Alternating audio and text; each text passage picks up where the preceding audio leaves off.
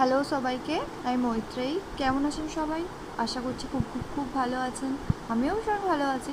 তো আজ আমি একটা বিশ্বযুদ্ধ করতে নামবো। যুদ্ধটা হলো এই যে আমার ফ্যামিলির সবথেকে যে কিউট আদরের যে মানুষ, তাকে হচ্ছে স্নান করানো।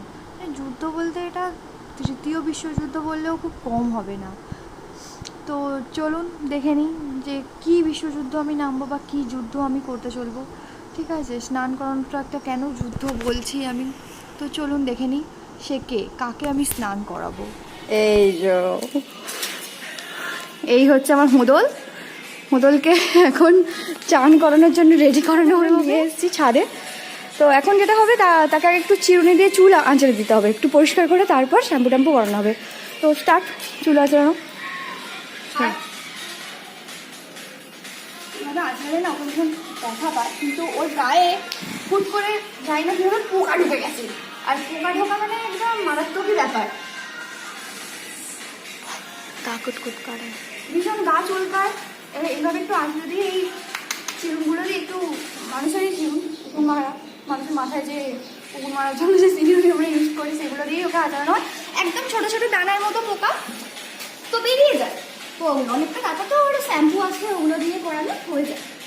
পরিষ্কার খুব ওকে টিপটপে রাখি, এমনি ওর কোনো ওরকম হয় না। কী হলো বাবা? এখন বালতিতে জল ভর্তি হচ্ছে অলরেডি ও স্নানের। তো তার মধ্যে কিছুটা দুষ্টুমি ওর সাথে আমরা সারাক্ষণ ধরে চলতেই থাকি। সারাক্ষণ ধরে দুষ্টুমি ওর সাথে আমাদের চলতেই থাকে। চলো বাবা, এক্ষুনি ভয় পেয়ে যাবে। ও চান করাতে ওর সব থেকে অবেজার, চান করাতে হচ্ছে ওর সব থেকে অবেজার। চানও করতে চায় না একদমই। তো চলুন এবার স্নান করিয়ে দেওয়ার পালা। এবার একটু অভ্যস্ত করে নেওয়া হয় জলের সাথে এইভাবে করে, যাতে ওর জলটা শুয়ে যায়। বাই চান্স প্রথম থেকে বাথরুম থেকে পালিয়ে যাওয়ার জন্য ভীষণ তাড়াহুড়ো করে। ঠিক আছে, আর দেওয়া হবে না। চলো চলো এবার বাথরুমে আসো, বাথরুমে আসো বাবা। চলো, জল ভর্তি হয়ে গেছে।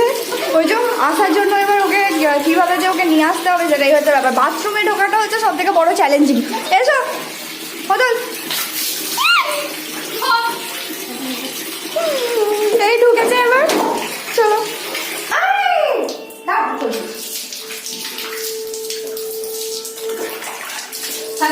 ওকে একটু আমরা গায়ে জল দিয়ে তখন একটু অভ্যস্ত করে নিয়েছিলাম যে গায়ে জল ঢালবো, ও উঠে গেল যে ওকে চান করানো হবে।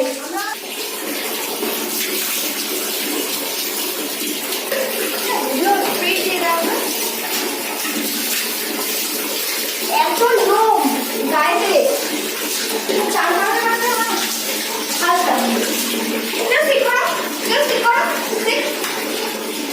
গুড গার্ল, শোনা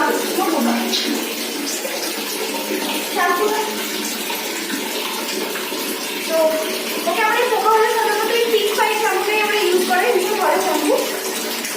একবার দুবার ইউজ করার পর সব পোকা চলে যাবে। তাছাড়া খুঁটে খুঁটে বের করে দেওয়ার লোক আছে কিন্তু।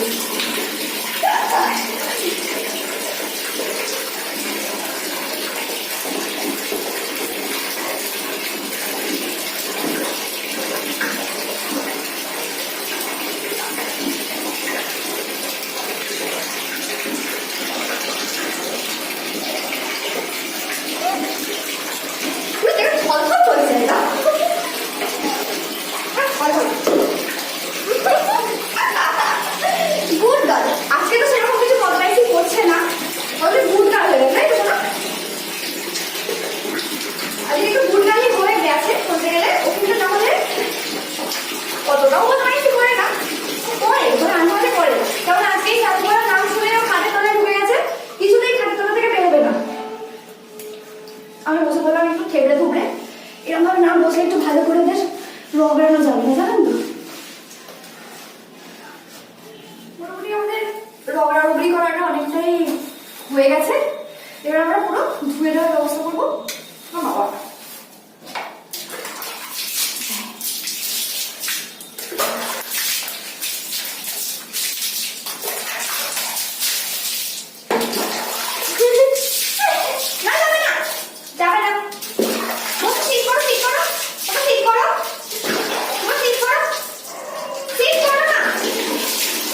ঠিক করবে না ও।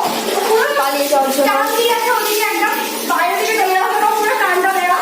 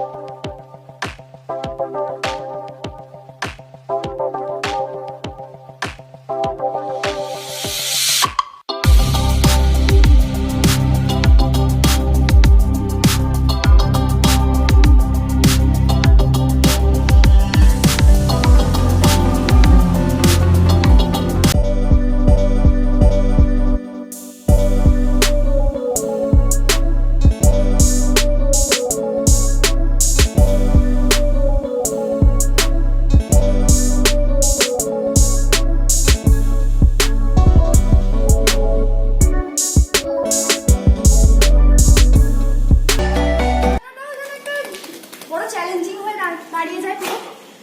মোছাতেও দেবে না ও, এই মোছানোর জিনিসগুলো নিয়ে ও কুদোকুদি করবে, লাফা ঝাপা।